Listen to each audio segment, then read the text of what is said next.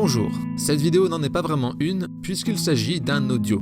N'ayant malheureusement plus assez de temps à consacrer au montage vidéo, ce format me semble être le meilleur compromis pour continuer à vous partager du contenu de qualité en parallèle de mon travail. Il s'agira principalement de résumés de livres écrits par des universitaires et des activistes pour penser le monde et peut-être le changer. Ces balados sont également disponibles sur Anchor, Spotify, Google Podcast et bien d'autres plateformes. Merci pour votre compréhension et bonne écoute. Salut à toutes et à tous et bienvenue sur Psyturie, le podcast qui parle mouvements sociaux, idées politiques et justice éco-sociale sur un ton pédagogique et bienveillant. Votre dose de sciences sociales et de philosophie pour penser le monde et peut-être le changer. Et aujourd'hui, on se retrouve pour parler de La stratégie du choc, un livre absolument fascinant écrit en 2007 par la journaliste et essayiste canadienne Naomi Klein. La formule est toute simple, je vais vous résumer le livre de la manière la plus fidèle qui soit, puis je vous donnerai mon avis personnel à la toute fin. C'est parti. It is fundamentally urgent that we marry these debates and we put the ideology on trial before it's too late. La stratégie du choc est une théorie permettant d'expliquer la manière dont la force, la fraude et les crises sont utilisées pour mettre en œuvre des politiques économiques néolibérales qui amènent plus de privatisation, de déréglementation et de réduction des services publics. La stratégie du choc postule qu'en période de désorientation de la société, que ce soit à la suite de guerres, de coups d'État, de catastrophes naturelles ou de crises économiques, les soutiens des grandes entreprises et des multinationales profitent de la déroute et de la vulnérabilité des citoyens pour faire adopter des réformes néolibérales et vendre des morceaux de l'État au privé. Alors sans plus tarder, plongeons-nous un peu dans les détails de cette véritable référence littéraire de l'altermondialisme. Naomi Klein fait débuter son enquête au milieu du XXe siècle avec les travaux du docteur Ewen Cameron. Ce psychiatre américain d'origine écossaise développe dans les années 50 une thérapie par électrochoc qui vise à littéralement effacer la personnalité des personnes souffrant de troubles psychologiques dans l'espoir qu'on puisse la reprogrammer à sa convenance. Ce n'est ni plus ni moins qu'une technique de lavage de cerveau. Cependant, si le docteur Cameron parvenait à endommager la personnalité de ses sujets jusqu'à les faire régresser dans un état de confusion et d'apathie profond, il était incapable de pouvoir réécrire leur personnalité. Mais au lieu de changer son approche de recherche, le docteur Cameron choisit de l'intensifier au point d'isoler sensoriellement ses cobayes pendant des semaines entières, de les électrocuter ou de leur injecter d'importantes doses de drogues psychédéliques. De véritables méthodes de torture qui vont finir par attirer l'attention de la CIA. Loin d'être choqués par le manque total d'éthique dans ces expériences, les services secrets américains vont proposer au docteur Cameron de financer ses travaux au sein d'un projet secret ayant pour nom de code Projet MK-Ultra. Ce projet avait pour but d'identifier et de développer des drogues et des techniques à utiliser lors des interrogatoires afin d'affaiblir l'individu et lui extraire des informations par la force et la manipulation mentale. Ces expériences cruelles, impliquant électrochoc, isolement extrême, torture psychologique, agression physique, verbale et sexuelle, ont été menées sur des cobayes humains avec ou sans leur consentement, de manière légale mais aussi illégale, aux États-Unis et à l'étranger, sur une période allant de 1953 à 1970. Ces expériences n'ont mené à aucune découverte scientifique fiable au vu des conditions déplorables dans lesquelles elles ont été conduites, simplement au constat que la torture détruit les individus physiquement et mentalement.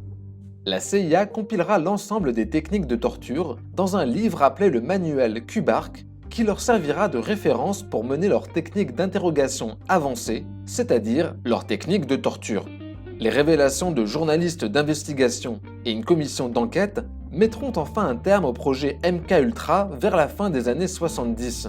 Mais les techniques de torture du manuel Kubark ont continué à être enseignées aux services secrets, policiers et militaires de nombreux pays par des agents de la CIA. Mais au-delà des militaires, la thérapie de choc développée par Cameron et le projet MK-Ultra va fortement inspirer un puissant groupe d'économistes de Chicago dirigé par le professeur Milton Friedman. un ardent défenseur de l'économie néolibérale souhaitant éliminer toute intervention de l'État sur le marché privatiser les services publics et ouvrir tous les secteurs à la concurrence. Cependant, les idées de Friedman et ses Chicago Boys étaient loin de faire l'unanimité parmi la population, qui ne voulait pas perdre ses droits économiques tels que la protection syndicale et la sécurité sociale. Leur solution fut donc de promouvoir une thérapie de choc économique, qui reprend de manière assez troublante les grands principes des expériences de manipulation mentale faites par la CIA. Il s'agit ici de profiter du choc causé par la moindre crise économique, politique ou sociale pour imposer des réformes économiques néolibérales. Il faut d'ailleurs noter l'ambivalence du terme thérapie, qui sous-entend qu'il s'agit d'un mal nécessaire afin de guérir quelqu'un, ou dans le cas présent, une société. Pour cela, Friedman et les Chicago Boys se mirent à convertir autant d'économistes que possible à leur école de pensée, tous voués à occuper des postes de pouvoir afin qu'ils puissent, le moment venu, profiter de la confusion, de l'agitation et de la détresse de la société pour imposer leurs réformes. Des programmes d'échange entre des universités d'Amérique latine et l'université de Chicago vont être mis en place, formant ainsi des bataillons de nouveaux disciples prêchant les merveilles du capitalisme. Néanmoins, comme nous l'avons dit auparavant, les réformes économiques prônées par Friedman et ses Chicago Boys ne suscitaient pas vraiment d'adhésion au sein de la population, que ce soit aux États-Unis ou ailleurs. Et donc, afin de contrer les inévitables protestations contre le chômage et l'insécurité provoquées par les politiques d'austérité et de libéralisation des marchés, les économistes néolibéraux ont dû s'assurer le soutien de leurs gouvernements respectifs. Quasiment partout, les impopulaires réformes de la thérapie de choc économique ne se sont imposées que suite à une répression policière et politique considérable. La violence économique est allée de pair avec la violence politique, amenant à des violations massives des droits humains. Les cas les plus intenses se trouvent en Amérique du Sud, notamment au Chili du général Pinochet. Le dictateur chilien entretenait par ailleurs de très bonnes relations avec Milton Friedman. Partout en Amérique du Sud, les réformes économiques prônées par l'école de Chicago, couplées aux désordres politiques conjointement orchestrés par la CIA et les forces fascistes locales, ont été dévastatrices. Des centaines de milliers de personnes ont été exécutées, emprisonnées, torturées ou ont dû fuir à l'étranger. Outre ces exemples extrêmes, les réformes similaires menées dans le reste du monde se sont toutes imposées par la violence. Menaces, pression, chantage, matraques, lois liberticides, coups d'État et invasions. Ces réformes ne se sont donc jamais imposées par une adhésion populaire et démocratique. L'impopularité générale des réformes issues de la thérapie de choc économique encourage également les gouvernements à écraser toute opposition politique, syndicale, associative et intellectuelle. Plusieurs exemples sont développés par Naomi Klein pour soutenir son argument. Lors des réformes de Pinochet dans les années 70, 80% des prisonniers politiques étaient des ouvriers et des paysans. L'Argentine a suivi une voie très similaire, enlevant et torturant syndicalistes, paysans et travailleurs sociaux. Lors de l'invasion de l'Irak en 2003, les militaires enlevaient sans discernement des citoyens pour les brutaliser et les torturer afin de neutraliser toute opposition politique. Dans ces conditions, aucune possibilité d'avoir un débat public ou des manifestations. Pire, à travers la répression massive, les régimes réformateurs ont obtenu un contrôle total sur le discours politique, devenant totalement libres de présenter les dissidents comme des terroristes et de critiquer leurs tendances politiques sans aucune forme de contre-réponse. When those protests threatened that economic project, then the tanks came in, then the tanks rolled. Mais pourquoi, s'interroge Naomi Klein. À qui profite donc cette thérapie de choc économique? En effet, tous ces grands changements de politique économique produisent des gagnants et des perdants. La suppression immédiate du contrôle des prix, l'ouverture des marchés nationaux à la privatisation et la suppression des restrictions commerciales ont eu en général des effets dramatiques pour les citoyens issus des classes populaires et des classes moyennes, notamment en termes d'augmentation des inégalités. A l'inverse, les grands gagnants de la thérapie de choc économique ont été les multinationales et les plus riches, qui ont profité de leurs immenses ressources financières pour acheter les entreprises brutalisées par l'hyperinflation et la ruine de l'économie initiale. Si la thérapie de choc économique a pour but de transformer les façons de penser des citoyens et les amener à accepter les principes du libre marché, du capitalisme et du néolibéralisme, ces chocs ont eu des conséquences désastreuses sur leur bien-être, leurs droits et leur liberté. Naomi Klein montre comment la privatisation des entreprises publiques et les mesures d'austérité ont amené entre autres à la dégradation des droits des travailleurs et au chômage de masse. Couplé avec la violence d'État dont nous avons parlé, les citoyens se retrouvent paralysés de peur et de désespoir, ne sachant plus comment résister. La situation est d'autant plus compliquée que le Fonds monétaire international, FMI, et les autres institutions financières occidentales qui prétendent assurer la stabilité financière du monde se sont rendus complices du projet néolibéral et continuent encore à l'être.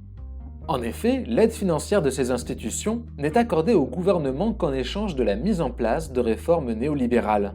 Par exemple, en 1989, au sortir de la dictature, le gouvernement polonais, mené par le parti de gauche Solidarność, fut contraint de privatiser les industries nationales, d'ouvrir les marchés boursiers et les marchés de capitaux et de procéder à des coupes budgétaires. En 1997, le FMI exigera une réduction immédiate de 50% des fonctionnaires sud-coréens avant de prêter au gouvernement de Séoul l'argent dont il avait besoin. Un véritable chantage des institutions financières internationales qui a eu pour conséquence de renforcer la position dominante des États-Unis et qui continue encore aujourd'hui.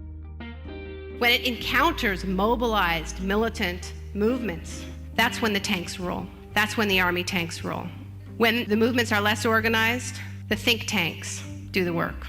By think tanks, I mean the people who are paid to think by the makers of tanks. Alors, qu'ai-je pensé personnellement de ce livre ? La stratégie du choc est un livre que je trouve tout simplement formidable et que je vous recommande sans la moindre hésitation. L'une des forces du livre de Naomi Klein réside dans la diversité et la profusion d'exemples pour appuyer son propos. Klein nous invite à nous intéresser à l'histoire d'autres pays que le nôtre et aux intérêts plus ou moins cachés des gouvernements et des multinationales pour mieux comprendre la mondialisation telle qu'elle est aujourd'hui. Et si la stratégie du choc ne peut pas à elle seule expliquer le succès de l'idéologie néolibérale, elle nous fournit un cadre extrêmement utile pour comprendre les liens entre les crises, la démocratie et le capitalisme. On va pas se mentir, c'est une lecture parfois difficile, non pas à cause du style, mais à cause de l'énumération de tant de violence et d'injustice. On ressent de la frustration, de l'indignation, de la sidération, mais à titre personnel, j'aborde cette expérience désagréable comme une sorte de devoir de mémoire. Devoir qui est difficile, mais nécessaire pour aller de l'avant et continuer à lutter. Car Klein nous rappelle que les peuples ont résisté à ce projet néolibéral, y compris dans des pays qu'on a tendance à représenter aujourd'hui comme des nations où règne l'ordre et la discipline, que des gens se sont levés en Chine, en Pologne, en Russie, au Brésil, au Japon, mais aussi en Europe et dans les Amériques. Nous n'avons jamais vraiment consenti à ce système, nous avons tout simplement été vaincus. Mais ça ne veut pas dire que nous ne pouvons pas nous relever, une fois encore, et mettre KO cette idéologie antidémocratique et destructrice qu'est le néolibéralisme. They never won the battle of ideas. That's the great myth, that's the great fairy tale. All they did was kick us when we were down. They didn't win the intellectual debate. That means that we never stopped believing that we could build a more just, egalitarian society. Merci d'avoir écouté ce podcast. Si cela vous a plu ou interpellé d'une manière ou d'une autre, n'hésitez pas à le partager ou laisser un commentaire. On se retrouve très vite pour de nouvelles lectures afin de partager les idées et les savoirs du changement.